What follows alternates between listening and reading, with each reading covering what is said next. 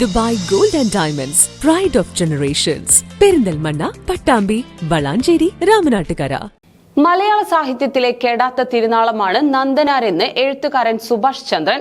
വള്ളുവനാടൻ സാംസ്കാരിക വേദി Angadipuram Tharakan higher secondary സ്കൂളിൽ സംഘടിപ്പിച്ച നന്ദനാർ അനുസ്മരണവും പുരസ്കാര സമർപ്പണവും ഉദ്ഘാടനം ചെയ്ത് സംസാരിക്കുകയായിരുന്നു അദ്ദേഹം.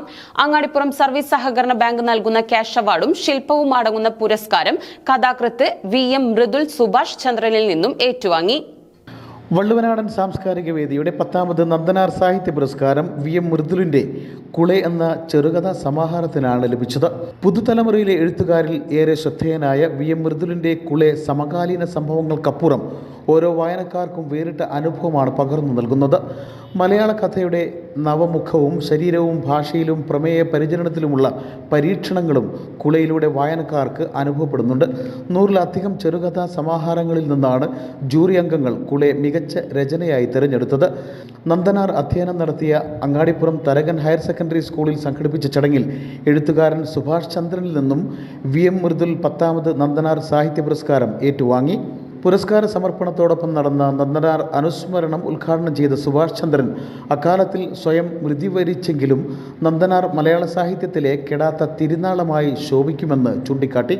എഴുത്തിലെ നിറഞ്ഞ കാലഘട്ടത്തിലെ സർഗാത്മകതയുടെ വക്താവുകയും ആധുനികതയോട് വിമുഖത കാണിച്ച് എഴുത്തിനൊപ്പം ജീവിതം അവസാനിപ്പിക്കുകയും ചെയ്ത എഴുത്തുകാരനായിരുന്നു നന്ദനാർ.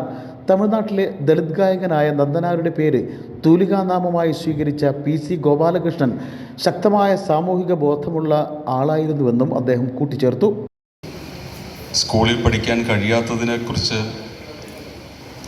സങ്കടപ്പെട്ട നമ്മുടെ അപൂർവം എഴുത്തുകാരിൽ ഒരാളാണ് നന്ദനാർ. 8ാം തരം വരെയെങ്കിലും പഠിക്കണം എന്നുള്ള തൻ്റെ ആഗ്രഹത്തെ ദാരിദ്ര്യവും വീട്ടിലെ കഷ്ടസ്ഥിതികളും തടഞ്ഞതിനെപ്പറ്റി അദ്ദേഹം വേദനയോടെ എഴുതിയിട്ടുണ്ട്. എനിക്ക് തോന്നുന്നു 6ാം തരം കഴിയുമ്പോൾ തന്നെ അദ്ദേഹം പഠനം നിർത്തി പിന്നീട് പട്ടാള ജീവിതത്തിലേക്ക് കാലൂന്നുകയായിരുന്നു.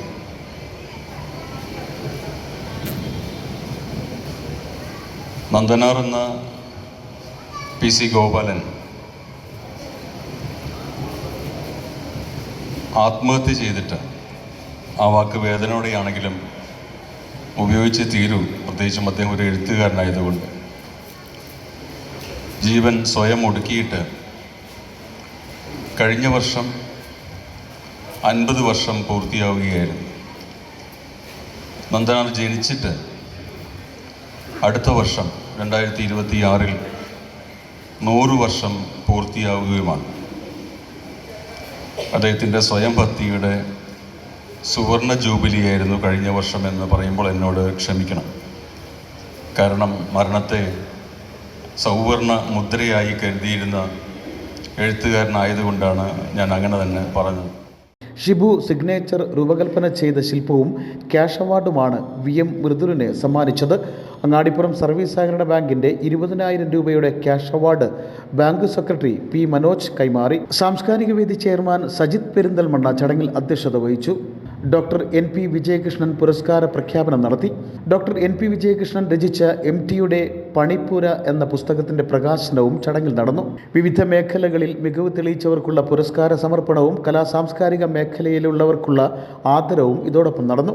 എഴുത്തുകാരൻ വിമൽ കോട്ടയ്ക്കൽ, നന്ദനാരുടെ മകൾ P തുളസി, ഗ്രാമപഞ്ചായത്ത് president Sayyida teacher, VM Mridul, Satheesan Avala, ward member Rathnakumari, നന്ദനാരുടെ മകൻ P സുധാകരൻ, P അഭിജിത്ത് തുടങ്ങിയവർ ചടങ്ങിൽ പങ്കെടുത്ത് സംസാരിച്ചു.